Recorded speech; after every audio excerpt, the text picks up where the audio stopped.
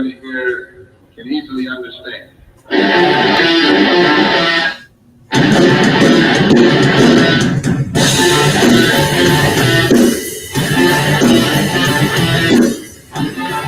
Hello, everybody. This is Chazz Says Anything. And if you know this song, you know what I'm going to talk about first. You see, beautiful personality. One of my favorite songs all time.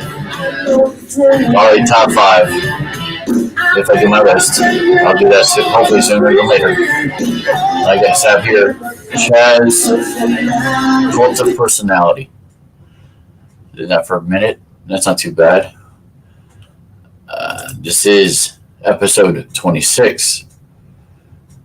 Winds of Change, the Cult of Personality. I'm trying to talk like this because I'm trying to be a little different with my voice. I don't want to be too much. I've noticed that I have high talking issues. Hopefully my rant won't be too bad. We'll get to that. If you like what you see, like what you hear, click the subscribe button in the bottom right hand corner. All right. Let me get to it, right to it, off the top. I know people are going to want to talk about this, always listen to it, maybe hear my take. Here we go. So CM Punk returns to the WWE at Survivor Series WarGames in Chicago after 9+ years away, and thought he would never return after he got fired at AEW. That because of what happened when he left at WWE. You know, he's never been the most wanted person in the place of the backstage wrestling. Am I slow? I don't think so. Anyway, so my thoughts on Mr. CM Punk. Wasn't a big fan of him back in the day when he was doing well in the mid-2000s. And honestly, from everything I've read from back then into now, he's a bit of a hothead. Now, I have something here from, what is this, SI.com, so SportsIllustrated.com, that someone who was watching Survivor Series. Now, I'll get to Survivor Series. Now, anybody who doesn't know what happened, here's the lowdown. So, Survivor Series is over. The match is over. I'll get to that match. And they're panning out. Everybody's high-fiving. They're celebrating. And they're panning out. The trademark comes up. All of a sudden, as they're panning to the back, towards the walkway area, you see CM Punk, you hear Cult of Personality, and it's like, whoa, 17,000 plus in Chicago just went nuts. And are we surprised this was Chicago? I mean, this is where the guy's from. So I'm not truly surprised. I'm pleasantly pleased to an extent because I'm curious where they're going to go with this. And to the point where it wasn't talked about on Raw last night, but it was surely known from social media that Seth freaking Rollins is not a fan of this. To the point where there is video of him giving the finger down the aisle.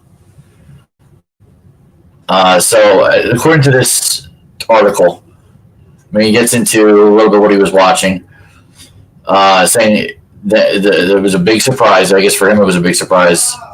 There was a defamation lawsuit with WWE. That's what hurt CM Punk, and really thought he was never going to come back. He did do an AEW run. Everybody knows, if you know wrestling, you know AEW. And he wrestled until about 3 months ago. And Tony Khan, who was the CEO of AEW, claimed that to lead him fearing for his life, and ultimately fired Punk. I don't know why this guy has an attitude issue, but he does. But supposedly in 3 months, he's changed. Although, from what I heard last night, and I'm not too keen on his talk. Like it was kind of boring to me.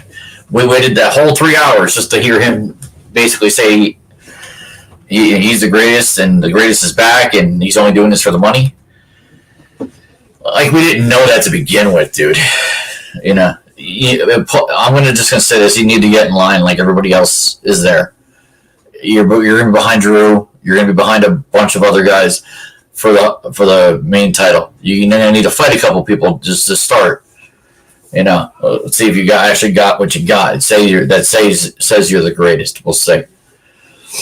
So let me get out of this because this is probably what's screwing me up. Okay. So let me since I'm talking WWE, I'll keep WWE as first. This was an amazing show. Probably one of the best pay-per-view type shows that I've ever seen. And it was a Survivor Series. Like, this ranks up there with probably some of the best WrestleManias, some of the best Royal Rumbles ever in wrestling. And it was a WarGames. I mean, which not all Survivor Series are WarGames. Sometimes Survivor Series are brand versus brand, and now that they have 3 brands, it can get a little weird. But this was a very interesting. It was only 4 or 5 matches. It wasn't a lot, but the 2 WarGames matches were immensely amazing, especially for the winners who won, and not just because they're not heels, but they played out pretty well. And this goes back to the faction thing I'm talking about. I'm starting to think that they're gonna start needing more factions to happen, and maybe some of the big main players are gonna have to faction up. Just saying.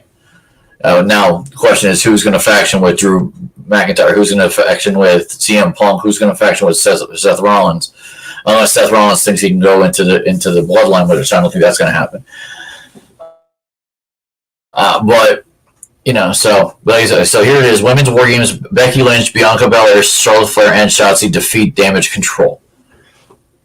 And the best highlight of that match was one of the women from Damage Control, EU Sky, who's the women's champion, puts a garbage can on her head. She's on top of the cage and drops down onto these women. Now, as Beth pointed out, and very knowingly saw, all those women kind of trickle up and get into the position so they can get hit, because it was such a very cool thing to see.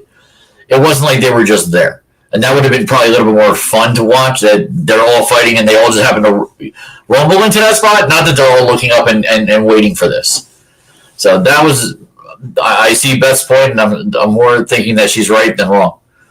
So, and then in the Intercontinental Championship, Gunther beat Miz, and Miz put him to the test. I mean, it did a little cheating, but that's the Miz. It's what he does.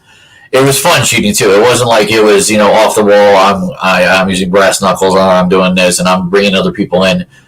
He did it himself. He did it, And I guess that's the cheating I don't mind necessarily, because that's the way things have been. And then 2 more. There was 4 or 5. There were 5 matches. Santos Escobar defeats Dragon Lee for Rey Mysterio and whoever else was in LWO.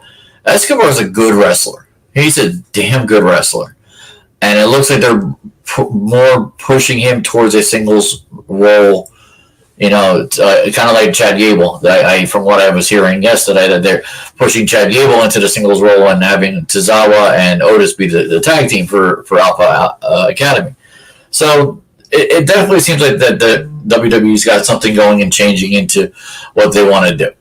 And then Rhea Ripley from not Damage Control, the other one.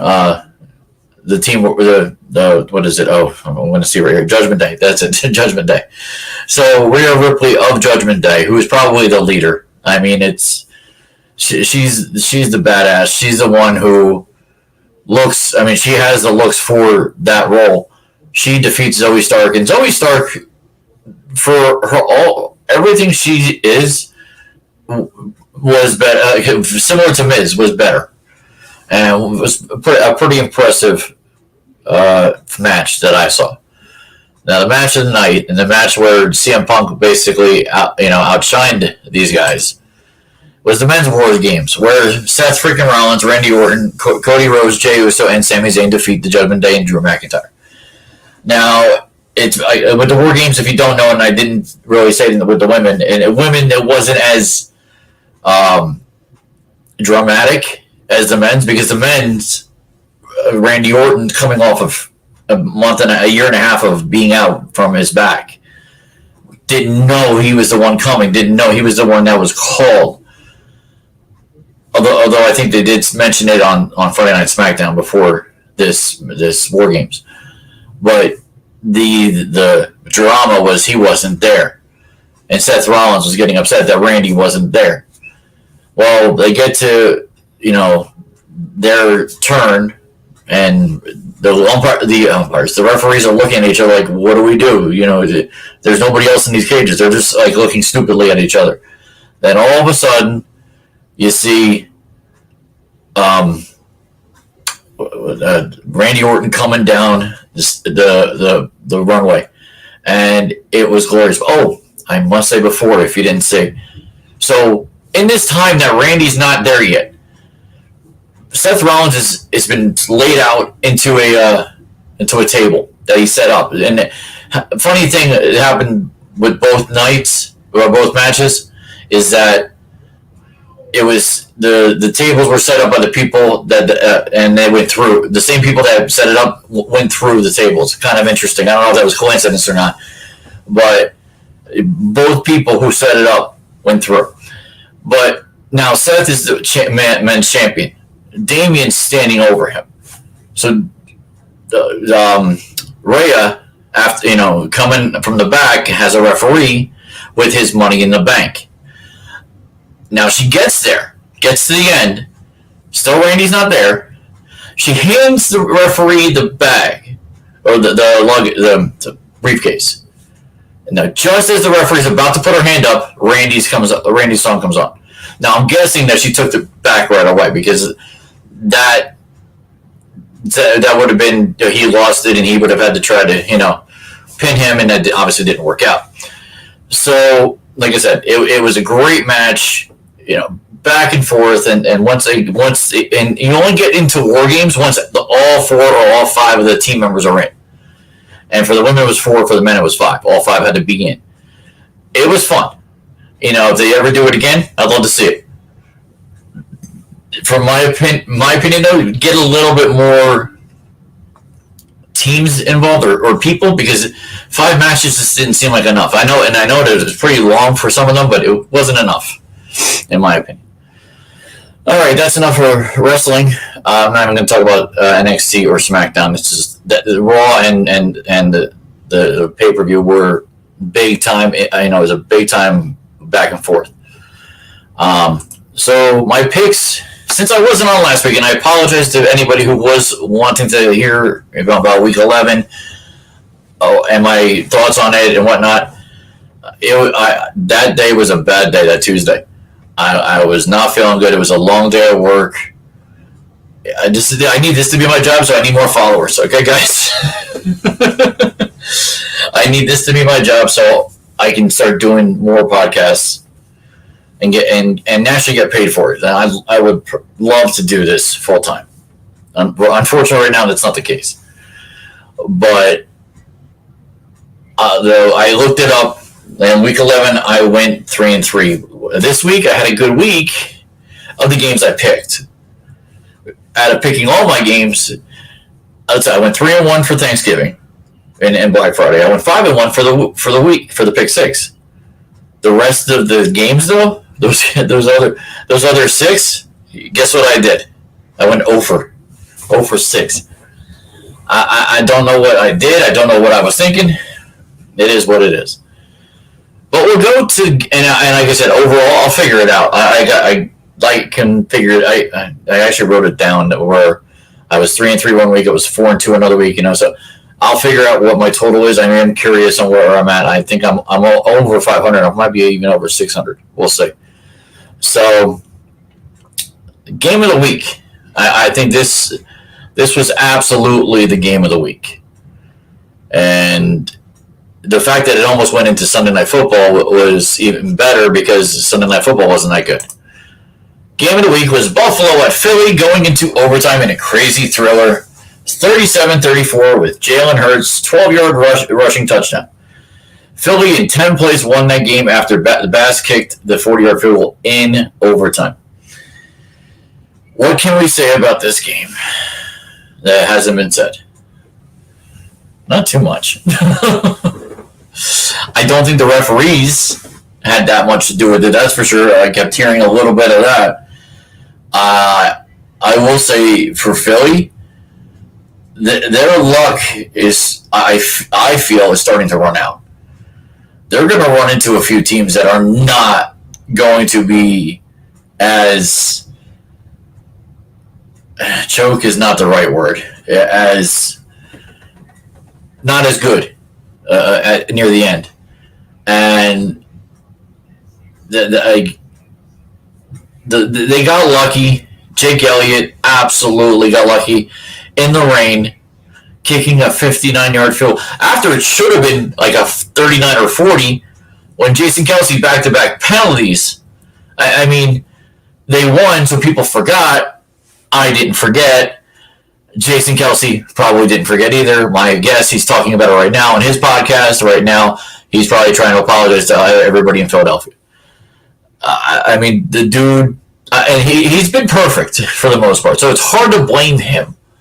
But he put Jake Elliott into that position, and Jake Elliott came out roses in that position. Like I said, though, Buffalo just they couldn't handle it. I mean, look at the end play of Hurts running into the end zone. Go back to that if you know where to find it. I'll paint the picture. He's running at two different players on both sides.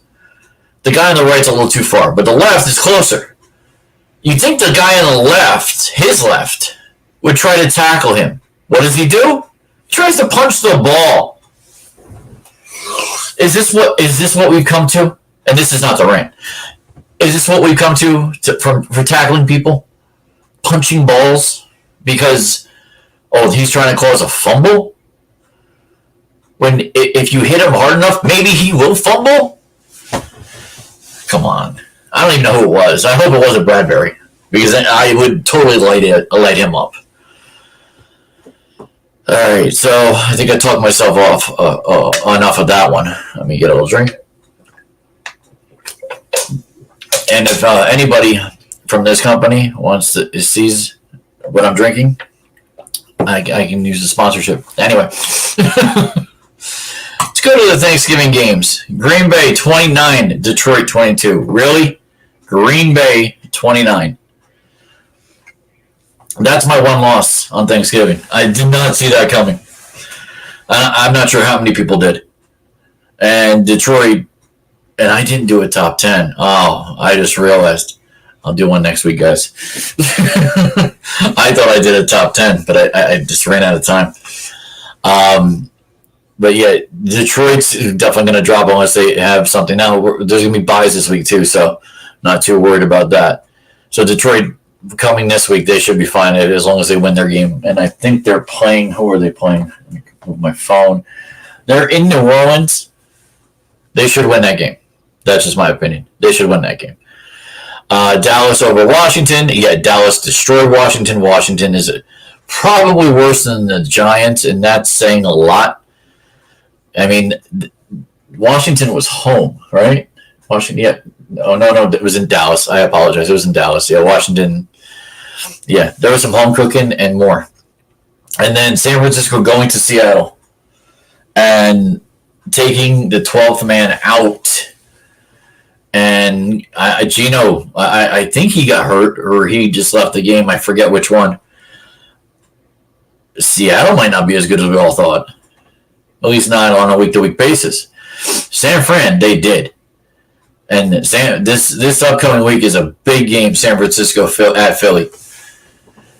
Maybe I'll preview that because that's the biggest game of the week. And I'll tell you who I think. but I don't even have that in my banners. But I might talk about that because that is probably the biggest game of next week. All right, Black Friday. This was a joke. If you saw it, this was an absolute joke, and you probably turned it off in the first half. By the first half, Miami blows out the Jets 34-13. Tua Tagovailoa. I'm going to screw this man's name up. Tagovailoa. I hope I said it right. 21 of 30, 243 yards throwing, 1 touchdown, 2 interceptions. Not a great day for him. That's not good numbers. And 1 touch, and then Mostert had good numbers: 20 carries for 94, 2 touchdowns. I mean, just doing the math, 94 yards, that's 9 points. 2 touchdowns, that's 12 points. Wow, 21 fantasy points for Mostert. How many running backs get that? Not too many. Definitely not too many. Not my guys. And then Waddle had 8 receptions for 114. Hill had 9 receptions for 102 and a touchdown. So if you had anybody from Miami in fantasy, you did pretty good. Even Tua, decent numbers, not great numbers, but no quarterbacks are giving great numbers now, unless they're throwing at the end of the game, which Tua was not. All right, so let's go to the 1 o'clock games. Like, you seem to be getting one person in and out. I don't know if it's their computer or something else is up. So, 1 p.m. games. Atlanta beating New Orleans. I'm pretty sure I had New Orleans. Let me take a look. Look at my paper. I think this is one of the ones I didn't have. Yep. New Orleans, Cincinnati, and Houston. All losing. All teams I had. Pittsburgh beating Cincinnati. I thought Dorian would do well. He got knocked out. I don't know if Cincinnati's going to win any more games. And then Houston losing. Jacksonville's probably the best team in the AFC. Let's be honest. I thought Houston was on an up and coming, and they were home. I took a chance, and I missed that one too. Indy, Tampa Bay. I had Indy. I'm pretty. No, wait. No, I didn't. I don't think I had Indy either. Hold on. Indy. Where are my other losses? No, I had Indy. Okay. I had Indy, and I had the Giants. But I never thought that Giant game would be so low. And I'll talk about more Giants later, because it's not much of a game to talk about, but I'll talk about it later. And the Tennessee, Carolina, I did have Carolina, although I did pick Tennessee in my pick 4, which was weird. Or pick 6. Is I did think Tennessee would win this game. I don't know why I thought Carolina would get their second win, but I put it on my sheet for my pool that Carolina would win. I was an idiot, but I did for my pick 6 to Tennessee, and that's how I went 5-1. So I did have Tennessee, but these games were not great games. I said every single game. I mean, you can see the highest scoring game is 27 for Indy. That was the only decent game, but that went back and forth. Jacksonville was good. That went back and forth too. Atlanta, I know my one viewer that's an Atlanta fan is probably pretty happy that Atlanta won. Finally, they got Bijan Robinson a couple scores. I think that's what they got to do. You get him the ball, you get him to score, you win. It might be as simple as that, whether Ritter's in or somebody else. So that's those games. Let's go to the 4 o'clock games. Only 3 of them, but they were pretty good.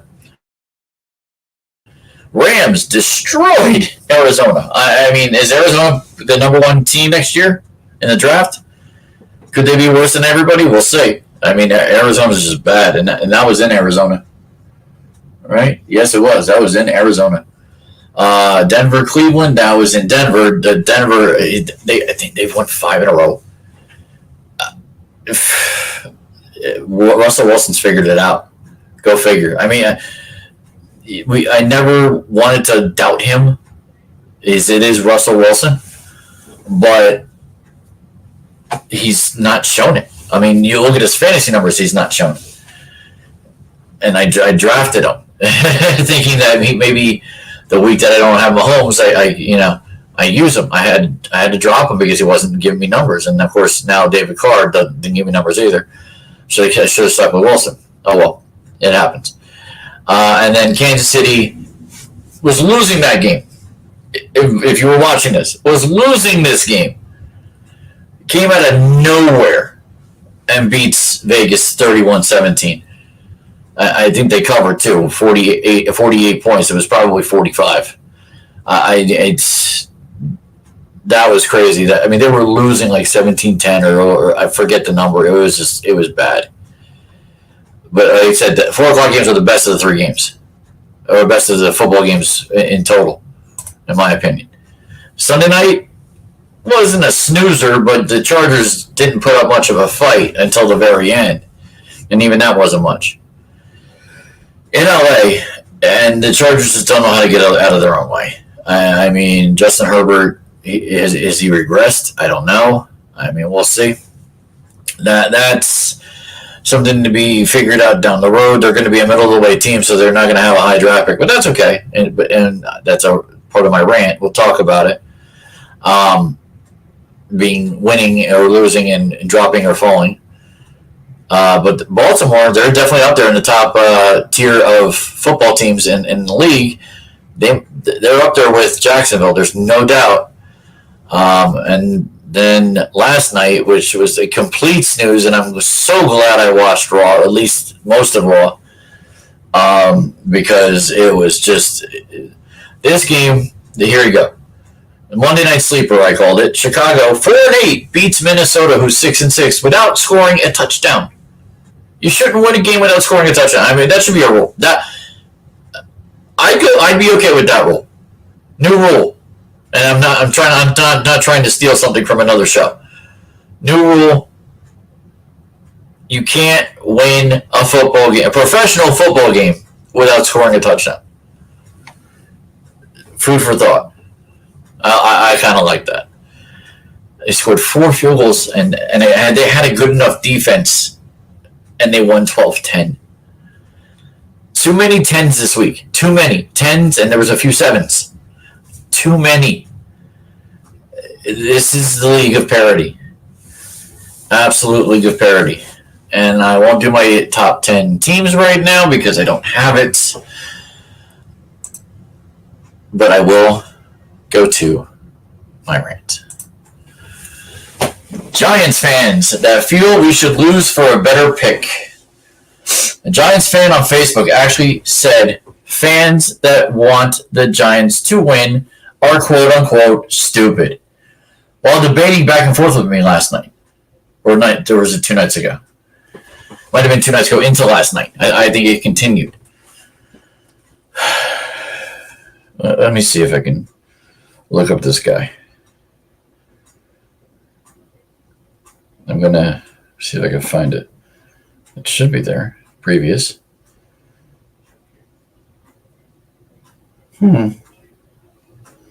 There we go. Not going to say the guy's name. So, it was on New York Giants 366 Facebook page. The post said, the biggest winners of today's Giants game are the Cowboys, Eagles, Commanders, and Patriots. The Giants will never be serious contenders until they get a real quarterback in the building. Okay? So I said, and I'm a top fan on this page, by the way. Okay? And there's only a select amount of people who are top fans. Funny thing is, the guy who was debating me is not a top fan. I don't know if that means anything, but to me it did a little bit. And to my original post, a comment that I'm going to state right now, I got 5 likes. That's not a lot of likes. I got 5 likes, and the only person who's commenting back and forth with me is this person, this Giant fan. So I said, I completely disagree. We need more than a quarterback, not even in our top 3 position-wise. And thinking the Giants as a team want to lose is asinine. So I said it's asinine. I didn't say stupid. I didn't say you're a joke. I didn't say you're a fool. You know, I love that line, and I might get into that down the road. 5 people like that comment.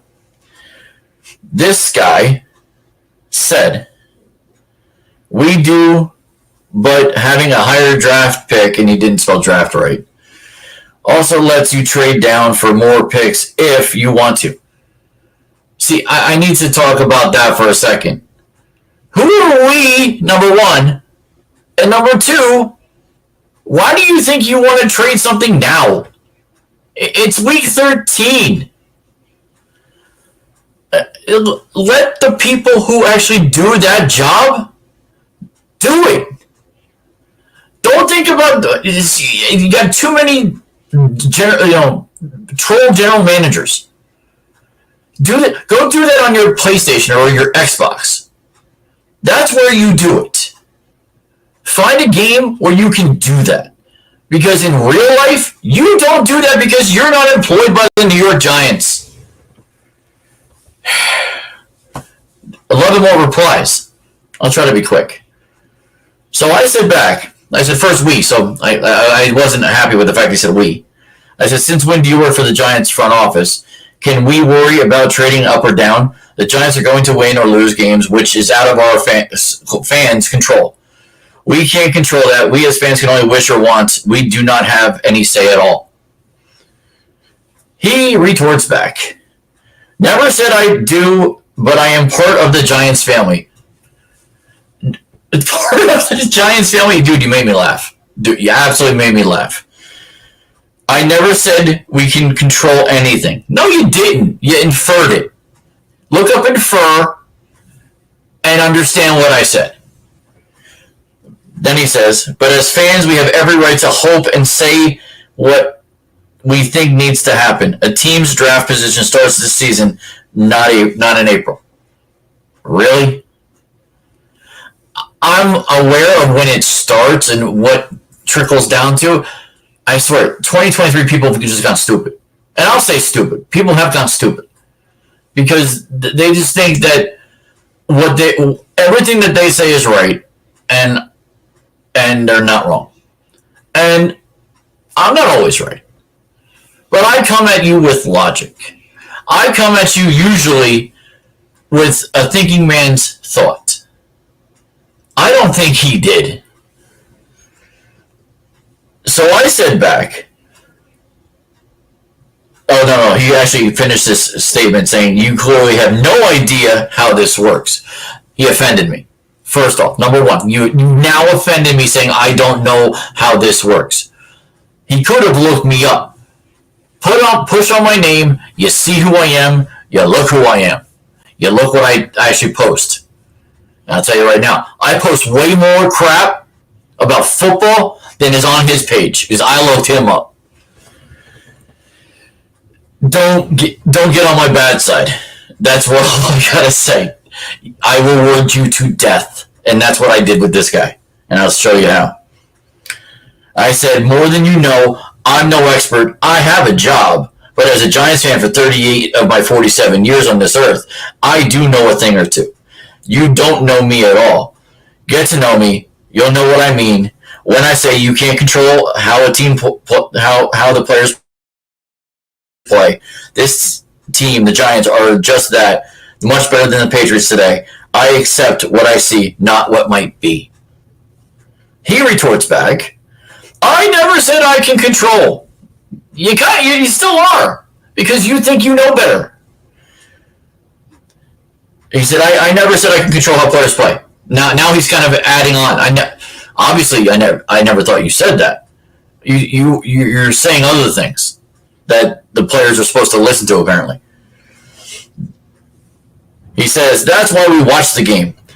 But simple logic says the higher draft pick you have, the better opportunity you have to make things happen in your draft. I'm going to debunk you right there. I have a list, a top 10 list from 2017. I'm going to preface it now. The 1st, the 8th, and the 10th draft pick are the best picks of that draft. 2, 3, 4, 5, 6 is okay, but he's not good as like the other guys. 7 and 9 are nowhere near those 3. Nowhere from 2017. So who picked 10 that year? Got that's the number one person on my list. If you watch this and you maybe think about it, don't Google it. If you know it, you know it. He was drafted 10th in 2017. That's the pre-thing for, my preview to my top 10. My number 1 was drafted 10th in 2017. It's almost a no-brainer. But that's just it. You can be 10th and find the piece de la rang, or whatever French freaking word you want, and get the guy you need. There's 6 quarterbacks coming out, possibly in the first round this year. 6! We haven't had that in a long time. Look up 1983.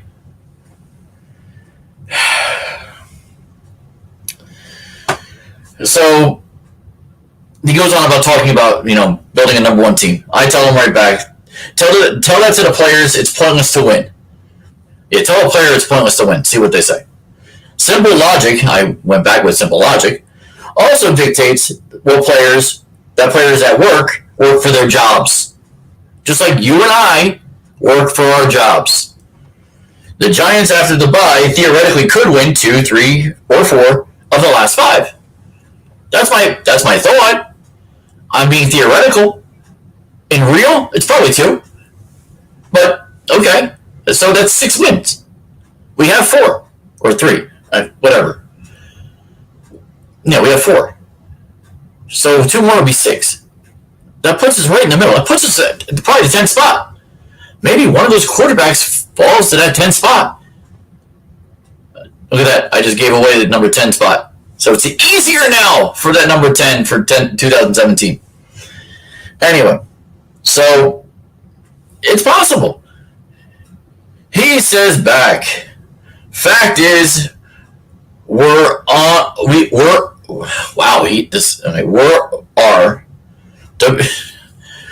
didn't even read this. This is bad English. We're only hurting. He meant to say we're only hurting our draft position because we're not making the playoffs. Either you make the playoffs or you don't. Either you're in the 4th spot, the 1 spot, the 8th spot, the 20 spot. I get to my last point, and actually it's the last point because he doesn't retort back. He says, nobody will care that we beat a bad Patriots team except when you look at our draft spot at the end of the season. I said, funny, you're the only one arguing. So I agree to disagree. I tried ending it there. He had to say something back. He said, LOL, I'm not arguing, just simply making a point. But if you read any posts in this group, he meant to say this. THIA is not this. There are a ton of people saying the same thing I am. LOL. Really? I didn't see any. None. So I said, so if the lot says the same thing, your point is valid? And I don't think your point is valid, so that makes me wrong? Again, agree to disagree. You want to debate, yet nobody else has chimed in. As you say, your point is all over this NY 366 page. Yet I got 4 likes, which now I have 5. Which isn't a lot, but it's more validation that our back and forth has gotten. Okay? You keep beating on your point. I'm not buying. Then I said, oh, he must have deleted something, because then I said, yeah, he deleted it because I posted it. Dare I ask where Lamar Jackson, Josh Allen, and Tom Brady went in the draft? Think about it. Those 3 guys did not get drafted number 1, 2, or 3. I did mention something about 2017, so I'm not going to say it, but I mentioned it there in the post, in the comment. And I mentioned the 2 other people, so there's 3 people in here from 2017, so I'll leave that. And then I said, if you listen to the Michael K. show and the people, analysts and athletes, similar to them, their opinion is very similar to mine. I'd even bet people my age think like me. I have no doubt people my age who are Giants fans think like me. If they have a brain like me, they think like me. I said, you're younger, so you surely have a different view of the world than I do. To say people are stupid is uncalled for and unnecessary. You truly don't get what I am saying, so that's fine. Not stupid. You roll with your opinion, I'll roll with mine. Other people commented. Nobody wanted to say another word on our back and forth. I feel I'm validated. I feel we're not stupid for having an opinion. We're definitely not stupid for having an opinion that we should lose or we should win. I think losing is, if it happens, it happens. I'm not wishing for it. When I pick against my team, it's not because I want them to lose, it's because I know they're going to lose. There is a difference. There's a difference, people. You root for your team, but unless you know they're going to lose, and then you pick them, but you still hope they win. And you get in a pool like mine that is low money. It's not like it's your FanDuel or anything like that where you're betting thousands of dollars. Mine's $5 a week. It's barely chump change, but it's fun, and it's fun to try to pick, and that's what I'm doing. And I've gotten most of the Giant games right since I started, throughout my 14-3 that I picked in the beginning of the year, which only one person's called me out for, and I don't see him anymore. And I'm not even sure he saw it. I just told him at work, so I don't even know if he watched. All right, that's my rant. I'm done. I said it was one person. Won't give him the liberty or gravity or celebrity with revealing his name, because honestly, dude, you were so wrong. Absolutely so wrong. Made me talk 10 minutes about it. All right. So I don't have who won last week, but I do have who won this week, and it was a heck of a week for the player. He only lost 3 games. Angelo, congratulations. 238 points, and it's his second win of the year. See, this is the pool that I'm running. It has to do with numbers. You don't just pick games. You have to assign a number to it. You win, you get the points. You lose, you don't lose anything, but you can gain. This is, in his second win, he's now made his money back. That's the goal for this. Besides the fact to get to the top 4 for the year, that's the goal. If you can get 2 wins, boom, that's game, set, match for you. You've now made money. So good for him, Angelo. He's off this week, so I got to find a way to get him his money. And then Jay Couples, very, very tight game. 232. You had 4 losses and 4 very low losses. It could have been different if Minnesota won. That and I know that hurt everybody. That hurt, I'd say, 80% of the pool. Minnesota not winning. And then who was 3rd, 4th, and 5th? Who actually had Chicago at 1 or 2? It was Steve Remy, Quidada, Hearns, and I love Houday, which is Mr. Myron Love. 2 of those 3, actually, all 3 have won this year too. So they were up there too in the 200s. Good for them. And then overall is right now my 2 of my 4 of top 5 are the Blumenthal brothers. 2 of my 4 or 5 are my people from Illinois, and the one was my coworker from Carlos is in the top 5. So that's a pretty tight top 5. After that, it's a little bit less, but it's only top 4 that win. So they're going to be struggling going dealing with that. So real quick, do this WWE thing. So besides CM Punk, I'll talk about Raw real quick. Randy Orton did return on Saturday as well and addressed the Nashville crowd. It was enjoyable. I mean, they had an hour, free of commercials for basically. Well, and that's where I thought CM Punk may come out first or whatever. He came out last, and I'll discuss that real quick after when I get to it. So they had a tag team turmoil match that saw 6 tag teams wrestle Oops. No, I hit the wrong one. And the Creed brothers emerged victorious to become the number one contenders for the undisputed WWE Tag Team Championship. Who is the Judgment Day fellas? Finn Balor and Damian Priest are the WWE Tag Team Undisputed Champions. Creed brothers are gonna face them, and the Creed brothers beat 3 of the last 3 tag teams. So that's pretty damn good. They could win if nobody gets involved. So we'll see.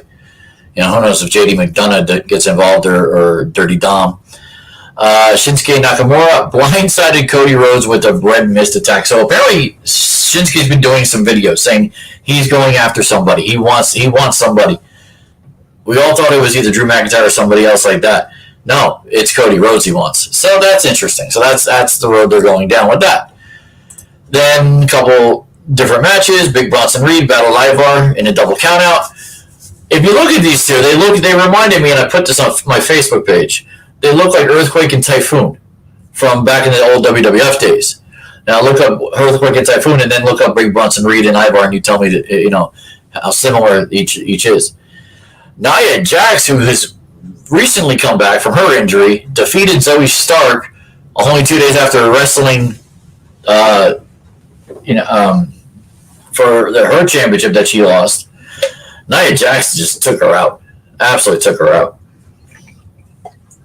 And then Seth freaking Rollins was talking. He actually kind of referenced the CM Punk BS that he was part of, and the crowd gave it to him a little bit, chanting CM Punk. But then a little bit after that, Drew comes out. He wants a title shot. Blah blah blah. Well, Seth says, "Well, you're not getting it." He goes, "You deserve it, but you're not getting it yet since you just wrestled him." He said, so Drew wanted to know who's going to be the next guy. Seth didn't want to say, but then finally said, "Okay, you want to know? It's Jey Uso," which kind of put Drew McIntyre on a whole other world because he was flipping out. Then the last things that happened, Chelsea Green and Piper Niven did defeat Tegan Nox and Natalya to retain the women's tag team titles.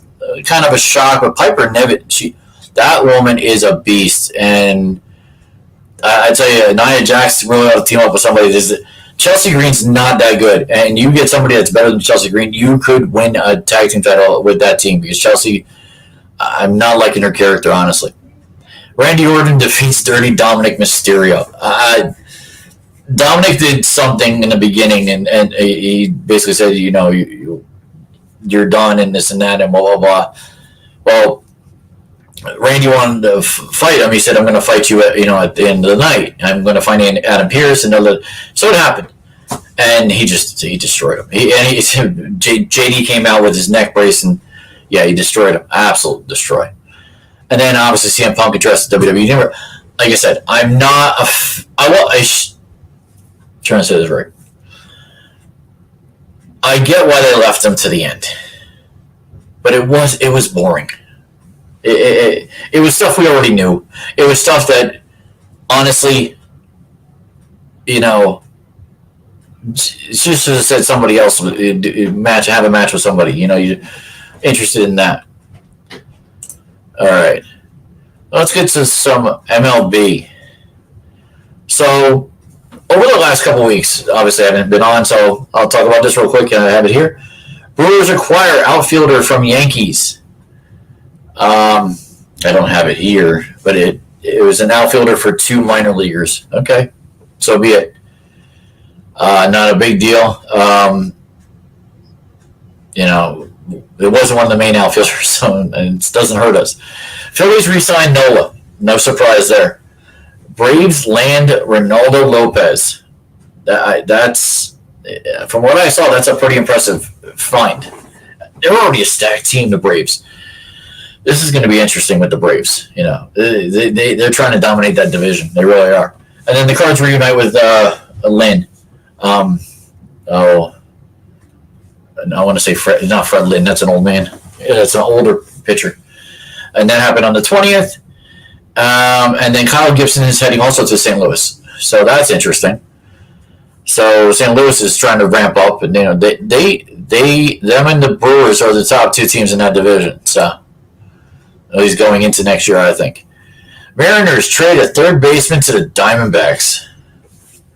Yeah, again, I didn't keep it up because there was a lot of stuff here, and so I didn't write it down. But that's an interesting, Mariners trade to the Diamondbacks and the third baseman. And I'll get to the third baseman that are free agents in a little bit. Tigers signed Kenta Maeda to a 2-year deal on the 26th, which was yesterday, or 2 days ago, sorry. And Jason Hayward remains on the Dodgers. So probably one more year. He's probably going to just 1 or 2 more years, I believe I saw. And then the Cards add Sonny Gray to a reshuffled rotation. Sonny Gray's good when he's not in New York. Or at least a New York Yankee. I mean, maybe now a New York Yankee, if he can get in our system now. He just didn't like the system. He wasn't good with our system. That's what I kept hearing. All right, so go to this story. So today, Yankees are saving a number for Yamamoto. So apparently he's number 18 over there. And the Yankees never gave anybody 18, so that might be a sign. We'll see. I mean, he's a decent pitcher. He could be number 2 or number 3 if he's solid. We need that. We need people to be behind Cole. And then yesterday, so if Soto is traded, quote, Yankees have a very good chance of getting him. We have the people to trade San Diego. We can do it. It just got to get done. And hopefully with the meetings coming up in a week or 2, it will get done. So, like I've talked about with the winter meetings, the 2023 Rule 5 draft will take place at the winter meetings in Nashville on Wednesday, December 6th. It gives the teams the opportunity to find future big leaguers that weren't protected on their 40-man rosters. If you don't know what this Rule 5 draft is, it's really not a big thing. And I only learned about it, weirdly enough, through my baseball games on my PlayStation, more before anything else, because that's what they do when you're doing a franchise. Because you got to do a Rule 5 draft, and the basic thing is if you pick a player from another team, you sign that player to your major league team, not your 40-man roster, and he's got to stay on your team the entire year. If he does not, you have to release him and he goes back to his original team. That's basically the gist of it. So some of these top guys, if they're not on the 40-man roster, they can be pulled and put on to a 40-man roster, which initially they'll go to the 25 or actually 26 now. So that could be interesting. So let's go to the top free agents by position. I'm going to start in the back, not the front. So the designated hitters, obviously Shohei Ohtani. He's 29 years old and got an 18.4 WAR from last year. JD Martinez, 36. Jorge Soler, 32. These are all designated hitters. So they could probably play positions. And their WARs are a little bit less, 3.1, 2.4. Others go down. They're not as good. McCutchen, Vogelbach, Winker, Ruff. Nelson Cruz retired, so he's not coming back. Tommy LaStella and Brad Miller. Those are the guys who are designated hitter. Right field. Obviously, Jason Hayward just got signed, so he's off this list. Only big one is Teoscar Hernandez, who's 31 years old and got a 4.3 WAR. That's a possibility, and Hunter Renfroe could be a Yankee at some point. Or a Met. Honestly, I could see him as a Met. Because actually, they need more right fielders than we do. So, yeah. Center field. We have one who's coming in June or July. So this is where Cody Bellinger, 28 years old, 5.9 WAR. I believe he's a lefty. Needs to be a Yankee. I at some point then trade whoever I got to trade, or keep him the fourth outfielder. Kiermaier, he's another one. He's cheaper. It's possible. So, I mean, we need a center fielder actually probably more than the Mets do. Other ones are Michael Taylor, Adam Duvall, and Harrison Bader, who we're not, as far as I know, we're not bringing back. Aaron Hicks, sure as hell not coming back. Rafael Ortega, Jake Marisnik. Marisnik's a better outfielder than he is a hitter. Billy Hamilton, he's a better runner than anything else. He's a one-tool player. He can run. That's it. Adam Engel, Kyle Lewis, and Jackie Bradley. And but Billy Hamilton, he can play outfield too, but obviously because of his speed. Left fielders, what we need as a Yankee team, what we need. And yes, I'm saying we, because I think I speak for a lot of people who actually work for the Yankees too, not just we need a left fielder. I mean, Michael Kay, everybody on the Fan, they're all saying we need a left fielder. We've needed one for a year and a half. The top one is Lourdes Gurriel Jr., 30 years old, 3.2 WAR. Okay, not too bad. I've heard good things about Jurickson Profar. Now, his WAR is not great, but he's 31. I've heard good things about him. The only other one, because I've heard of these others and they're not the greatest, Jock Peterson, 32, 2.7. So he's a little bit older. But that's not a bad left fielder. Oh, so is Soto. So if you can get Soto, you put him in left field. Third baseman.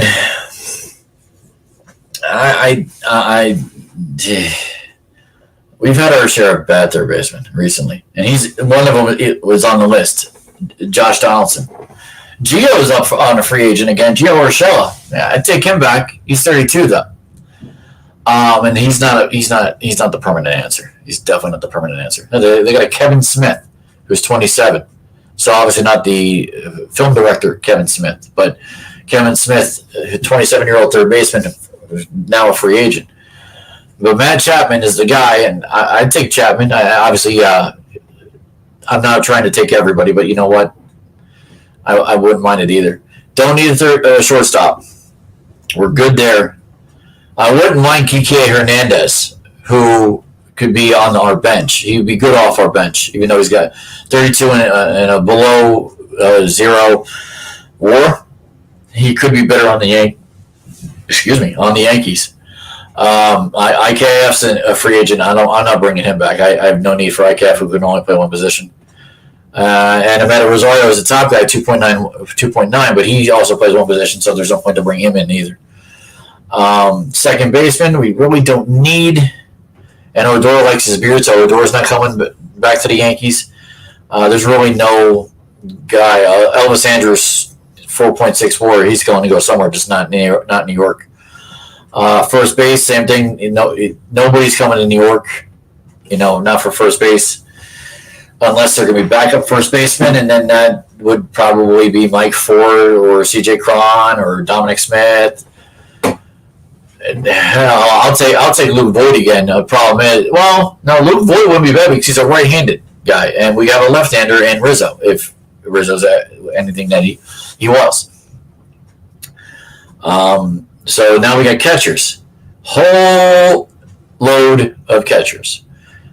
The best one, and it kills me to say it really kills me to say this because I've ripped this catcher before. Gary Sanchez, 31 years old. He's got a 3.0 WAR. The best of the free agent catchers. Better than Mitch Garver, Caratini, Tom Murphy, Roberto Perez, Austin Hedges. You name it, you probably don't know them, other than a few. And now we got that's just a position. I didn't see anything with the pitchers, and that's fine. There's enough pitching that we can just pluck and go find, if not have a few that are in our minor league system. So I want to talk about this. Let me get this MLB off because we're not doing MLB anymore. Okay. College football bowl games, dates, times, matchups. Now, I'm not going to do every one. That seems ludicrous. But the game, the last game, the national championship, is Monday, January 8th at Energy Stadium in Houston. That's going to be obviously to be determined on both sides because that's the national championship. So those games are being played. Let's see.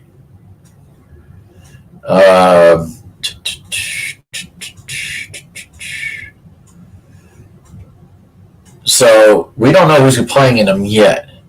So the Goodyear Cotton Bowl at AT&T in Arlington is 8 p.m. on Friday the 29th. Saturday the 30th, Chick-fil-A Peach Bowl. It's TBD. That's Saturday, December 30th. Capital One Orange Bowl. Notre Dame's already in it. Or actually, I'm sorry, maybe they may not be in it. It's the ACC / Notre Dame, so I apologize there.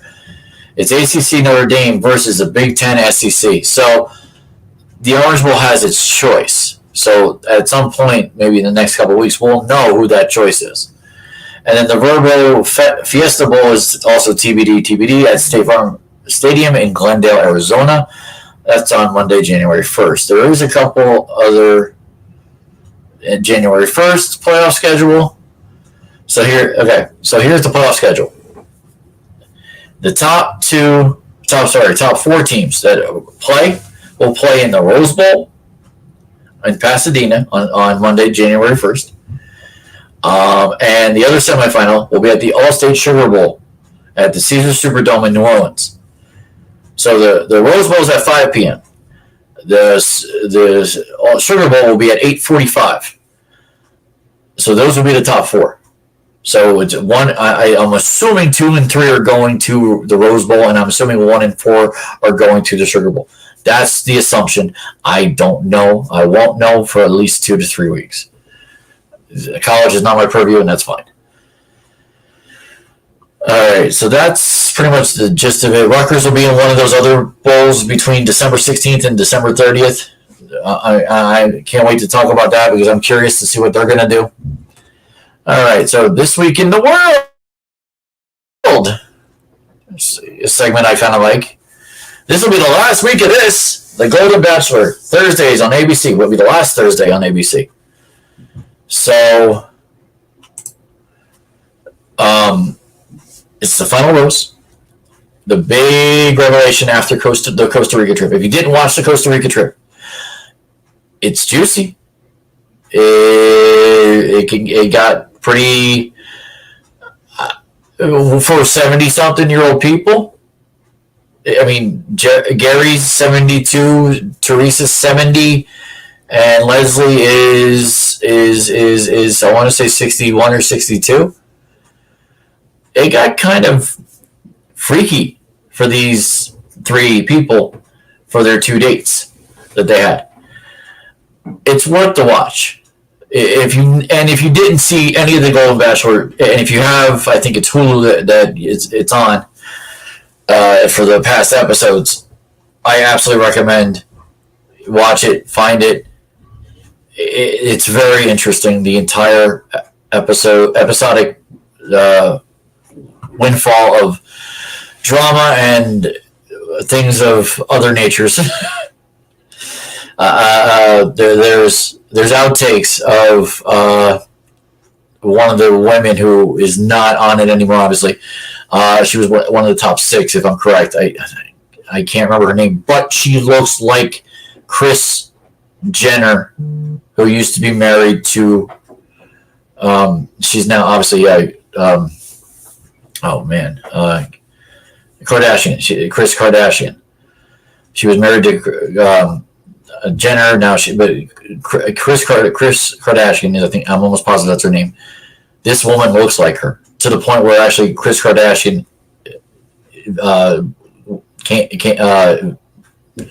I guess found her, or whether it be online or whatever, and now they're kind of friends, which is good. This woman wanted to be. She kind of has idolized Kris Kardashian for whatever reason.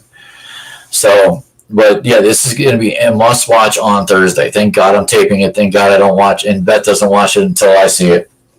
We'll watch it Friday. It's definitely going to be interesting. Now, Dancing with the Stars, which is on right now. What time is it? 9:04. So we're probably halfway through it. The semifinals are tonight.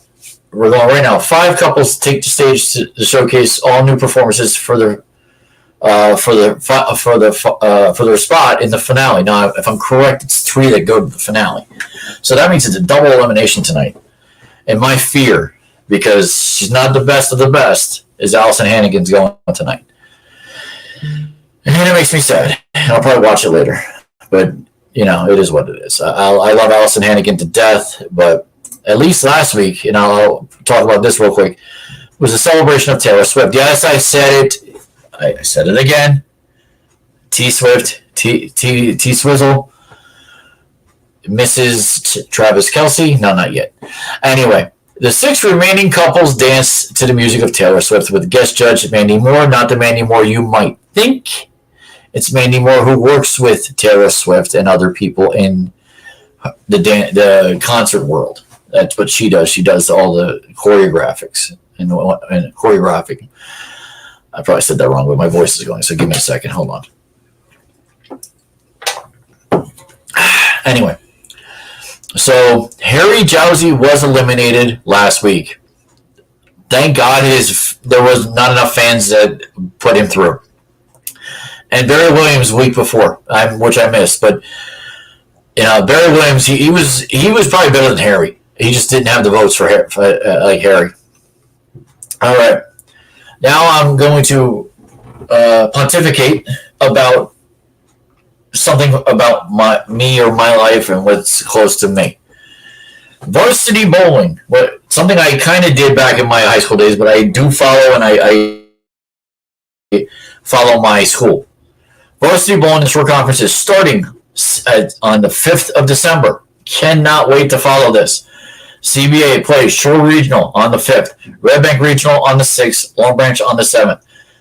I tell you, the coach, Patrick Reynolds, he's been coach for them for a while, and I hope I can help out any way I can. We've talked more than a few times in the past, and whoever your top 5 are, whoever you pick, hopefully they can do good for you. Hopefully they can bring you a championship, because a CBA championship is always special. And for bowling, it would be good, because I'm not sure how many times we've done it. I don't know the history since I've left, but I'm curious on how they're going to do. And now the big one for me is 12-14 versus Monmouth Regional. Now, I didn't go to Monmouth Regional. I lived in Eatontown, if you know who I am. I grew up there. If you don't know where Eatontown is, Eatontown, New Jersey, Monmouth County, New Jersey, right smack in the middle of New Jersey. So Monmouth Regional is a big one, and I'll tell you why. My nephew, Casey Kawas, who's a freshman coming into this year, might actually start for the varsity Monmouth Regional bowling team. He's that good. He's probably the best one out of the bunch that's coming in. They got 4 seniors. I talked to Coach Marola, introduced myself. He knows my brother very well. He knows my family to an extent. So I told him a little bit about me, and he's very appreciative of anything I can do for Casey and anybody else for that matter. And I'm glad to hear it. I will do that for CBA and Monmouth Regional. I have no problem, because I'm not hired to do anything. So once money starts coming into play, that's where I obviously have to set my allegiances. But right now, there's none. My allegiances is to my nephew and my alumni, or my alumnus school. So now he starts. If he starts, we'll be starting against Middletown North, Middletown South, and Shore Regional. And from what I understand, Shore Regional's got a very good bowler. I'm not sure if the team is good, but the Shore Regional's got a very good 200-plus bowler. And Middletown North and South tend to be pretty good, too. I mean, the bowlers in this group, they're bowling at Harmony Lanes in Middletown. And this group of Monmouth Regional, Middletown North, South, and Long Branch, Shore Regional, and Red Bank Regional. This group of high schools, I probably know a good amount, maybe half of their parents through bowling. If you have a bowling kid, or if you're a bowler, you probably have a bowling kid. This is what we do. And it makes me a little sad that my kids are not here, because one of them would have been at some point, but it is what it is. I can't fight what I don't have.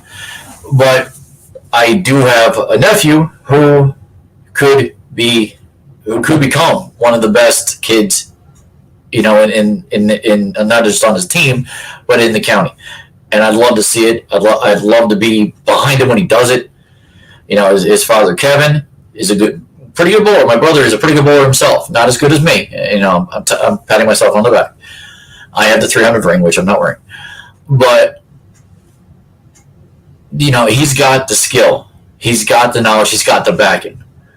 All he needs is the know-how and the confidence to go out and do it. And I have faith that once they get to see CBA, it's going to be a showdown on the 14th. And I unfortunately can't be there. It kills me. I'm bowling that night, so I can't be there. And I just can't take out from my bowling when we're trying to do well for our team. We're trying to compete. So, I wish everybody from Monmouth Regional and CBA the biggest luck. I hope to be there here and there to watch you guys bowl, get to know both the CBA and the Monmouth Regional kids. I want them to get to know me, listen to me, learn from me. I have a few things I know that I could teach from my years of bowling. So, and I'll stay on the high school route a little bit longer. So cheers to my CBA cross-country team as they take on the top teams in the nation. If I'm correct, this is the Nike Invitational tournament. And it's going to be on Saturday, on December 2nd.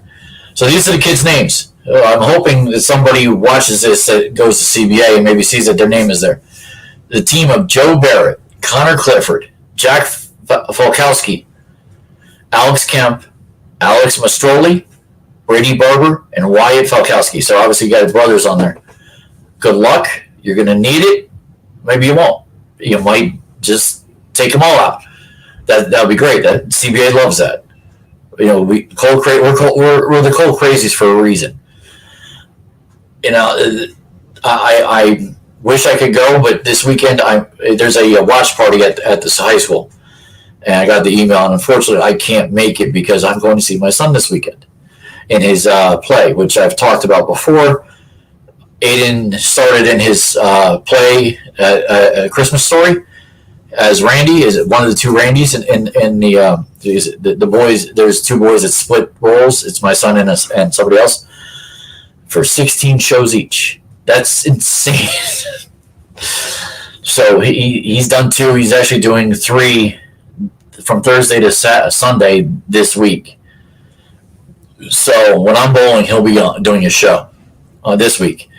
So I won't be able to go. I'm going to that, which I'm gonna love seeing. But I wish my CBA brethren all the best. Kick some, you know what? I know this is our sport. More than any other sport that CBA has, this is our sport. Yeah, I know you got this. Now, I'll talk about this one, too, because I have a coworker that might actually have either a family friend or their I don't think it's their kid, but somebody else. And this is something big that happened in New Jersey, let alone, Toms River. Toms River North football wins the NJSIAA Group 5 game against undefeated Passaic Tech, which they were undefeated, too, beating them 23-13 for consecutive Group 5 titles. 14-0 for Toms River North in 2 straight seasons, which is unprecedented. Nobody has beaten 28 public schools in 2 seasons. It's according to the article, anyway. It's unprecedented, and if that's true, that's amazing. They're up there with Warren Wolf. They're up there with all the other greats from the 70s and 80s in the short conference, and in New Jersey high school lore. So good show for Toms River. I heard coworkers who live down there at Cary talking about it, and they saw a great game. A couple touchdowns near the end that solidified that win, from what I read. All right, upcoming movies. So I added one and took out a couple. So Aquaman is still here. coming the 20th, and then the color purple. Wonka. That's going to be a must-see. That's probably the next movie we go to see if in this household. So Wonka will. Once I see it, I'll talk about it. I'm curious. Timothy Chalamet, Hugh Grant, Olivia Wilde. And if you don't know Olivia Wilde, you got to look up a lot of. Just look her up in whatever movie she's been in. She's a pretty amazing actress coming out of Britain, and she's pretty funny too. If you watch Graham Norton show, which I do watch almost constantly. I love Graham Norton. I love BBC America. It's one of my favorites, but I don't think I have enough people to talk about it on here. And then last, before I get to my list, I have to congratulate, coming in April 2024, my friend Jim Labruno is starting a media group, Emotionally Damaged Sports Media. Could Chazz say anything be involved? More details to follow. So, but congratulations, James. I'm not going to spill any beans of what you've said to me and what you might say to me. That I know I hope that we can converse more, and this can get bigger working with you if that's the case. So, I say congratulations, and the future's big. I will say that the future is big. All right, let me get rid of the ticker. Okay, now this ticker. Top 10 best NFL players drafted in 2017. So let me get rid of that. Number 10. I'm not going to put it up until I've set them all for the top 5 or 6 through 10. So number 10 was drafted in the 7th round. Drafted by Carolina.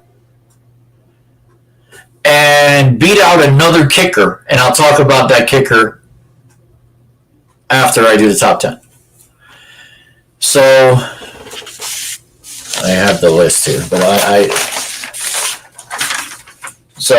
said, kicker, he's my number 10 on the list. He was drafted in the 7th round, 233rd pick for Carolina. The name, Harrison Butker, number 10. Number 9, he is a quarterback drafted in the 4th round. He still plays. He got drafted in the 4th round, the 135th pick of the 4th round. Drafted by Pittsburgh. I got 3 Pittsburgh guys in this top 10. But this guy doesn't play for Pittsburgh anymore. The name? Joshua Dobbs. He plays for Minnesota now. So he's number 9.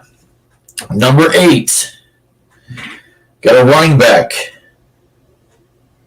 who's a very good running back. Drafted in the 2nd round, 48th pick overall. Drafted by the Cincinnati Bengals. He still plays for the Cincinnati Bengals. Joe Mixon, number 8. Number 7, probably should be higher, but there's a lot of good ones. Number 7 should be higher and probably will be higher once he starts playing better. Or if not better, but he continues to play better. That's what I should be saying. He's a 1st-round draft pick. So the rest of these guys, no, I'm sorry. There's 2 people that aren't first. But he's a 1st-round draft pick. Okay? Drafted 30th by Pittsburgh. So another Pittsburgh. This is the 2nd Pittsburgh. He still plays for Pittsburgh. TJ Watt. Yeah, if people see this and they're going to yell at me about TJ Watt, I'm sorry. You'll see why he's not higher. Number 6. This guy was drafted in the 3rd round. Wide receiver from the Rams, or with the Rams, and he's still with the Rams. Number 6, Cooper Kupp. All right, so that's the list right there. Harrison Butker, Joshua Dobbs, Joe Mixon, TJ Watt, Cooper Kupp.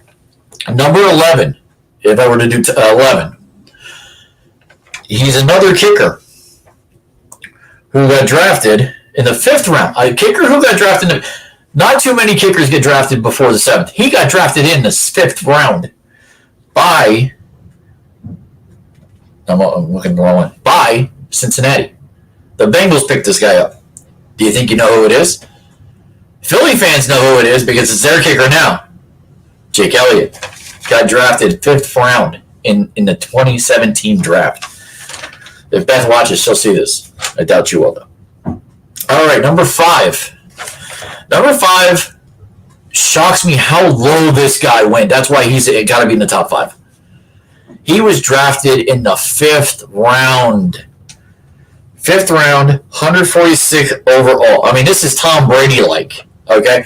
That's how, and there's the 4 people that are better than him are that much better. But this is Tom Brady-like. He's the Tom Brady of this position. His position, tight end. I know where you're going if you're thinking about it, but it's not. Not Kelsey. I think he was drafted before this. Like 3 years. I want to say 13. It's George Kittle. So who's still in San Francisco. So that's number 5. Number 4. A very controversial player. Not a lot I can say that's good, other than the way he plays quarterback. His quarterback drafted 1st round. Not first, but 1st round. The number 12 pick. There was a couple quarterbacks picked ahead of him. And he's number 4. Got drafted by Houston at number 12. The one and only Deshaun Watson. Number 4. Number 3. Number 3 is the number 1 pick in that draft. He's only so low at 3 and not 1 because there's 2 guys just that much better than him. He's good in his right, and he's probably good. They're probably one of the best of his position. Number 3 got drafted first in the 1st round to Cleveland, if you remember. The one and only Myles Garrett. Number 2 probably would be number 1 in any other draft if they were drafted in their draft. And you know where they got drafted? Very strangely, my number 2 player of 2017 got drafted in the number 8 in 2017. There were 7 guys better than him, according to whomever was drafting. This goes back to my point. You can be farther back and still get the top guys. You just got to have them play and figure out what you thought was right. Well, Carolina, for the most part, did. He got injured a lot and he got traded. Number 2, who's in San Francisco now, Christian McCaffrey. Now, Christian McCaffrey got drafted 2 spots before our number 1. Now, if you haven't figured this out yet, like I said it before, number 10. He was drafted 10th overall in the 1st round. And he got drafted to the team he's still on. Lost the next thing I'm going to say is where you're going to know. He was drafted to Kansas City, quarterback, Patrick Mahomes. Pat Mahomes was drafted 10th overall in the 2017 draft. That tells me right there that my rant is perfectly fine. That my rant is right, and it's smart. You can draft at the 10th spot and get an all-time quarterback. It can happen. You can also get it at 196 with Tom Brady. People need to stop arguing with me. It doesn't benefit them. They take things off Facebook. Maybe this is why people don't watch me. I don't know. I do get views. I don't know. I do this at a wrong time. But this is the only time I can do it. All right. So that's my list. Let's hide that. Let's get that off. My cult of personality. That's what I am. I am the cult of personality. I wish. So, last but not least, my Week 13 pick, Thursday Night Football, Seattle at Dallas. Hands down. The Cowboys are rolling over them 34-21, and that's even if Seattle gets 21. It should be done over by the first half. But I don't. And is Cooper Rush still on the Dallas Cowboys? Maybe he can get some play. This is my feeling on that. That the Cowboys should win, hands down. Now, I did say that I would talk about the game of the week. San Francisco at Philadelphia. 4 o'clock. I want to say it's Fox, but it could be CBS. So I hope it's CBS and Tony Romo over. Not that I don't like the Fox guys anymore, but Tony Romo with this game, I think, will be much better. It pains me to say this because I'm going to hear it all week long. And I know you know where I'm going with this, people. If you know me, you know my fiance. San Francisco's winning. Probably in a tight one. Probably in a back and forth. Actually, I hope in a back and forth because I got Ayuk going. I mean, he's one of my few players I got that him and Swift. So I need Swift to get touchdowns. I need Ayuk to get touchdowns. So I hope in my mind, in my heart, and in my wallet are all thinking this is going to be a big game, a big high-scoring game in the 38-35 realm. I mean, I'm not going to say it could be a 7-point game, but it's going to be anywhere between 3 and 7. So I'll go a little less, 31-27. That San Francisco beats Philly in Philly. I'm telling you, Philly's luck is running out. And Philly, you could bury me if I'm wrong. But if I'm right and you lose because you've been on that cusp of losing for 3 or 4 weeks, will have to be your, okay, we have to regroup. And the best time to regroup is 4 weeks before the end of the season. And you play us Giants twice. We're rugged. We don't care. Our players are just playing to play. They're looking to win because nobody thinks they can. You don't want to run into a team like that, Philly. You don't. I'm not saying I'm picking my Giants either in New York or in Philly on week 16 or 18. Not right now. It's too early for what they look like. You know, DeVito's the guy. You know, DeVito's the guy. He's not going anywhere. All right, that's my show. Hopefully you guys watch and pay, comment. I'm curious on anything I've said today. And like I said, if you like what you see in here, please click subscribe. The subscribe button on the bottom right-hand corner. Saturday obviously I won't be doing a show because I will be at my kids' show in Pennsylvania. I'll do more picks on Sunday. I'll put them on my Facebook page. Hopefully my CBA teams start doing well starting next week. That's when I do my next podcast on the I think it's the 5th. They'll have their first match, and I'll probably have to be scrolling to see who's doing what for both CBA and Monmouth. And again, hopefully Monmouth CBA cross country blows out the whatever national team that they're playing, and we've been number 1 before in the country. I'd like to see a CBA in this time, since I'm doing a podcast and talking about it, be number 1 in the country again. It'll be a great thing to talk about. All right. If you want to be on the show, you want to talk, you want to banter, you want to debate, or you just want to listen, let me know. I'm more than happy to banter. I don't mind talking, but I also don't mind listening either. I think other people's comments and commentary would be much appreciated. This tired look that I have, I might you'd be better off. So have a good night, guys.